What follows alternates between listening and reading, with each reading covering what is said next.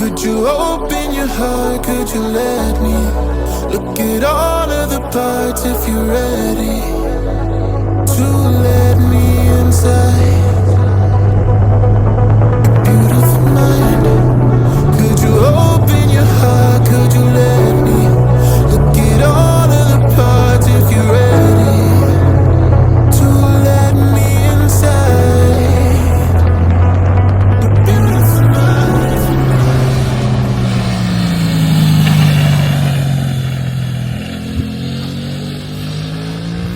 RS660, ligeramente sobreelevados como concepto tipo F, pero en cuanto llega la curva frenas, echas el ancla y te tiras, te echas encima de cualquiera.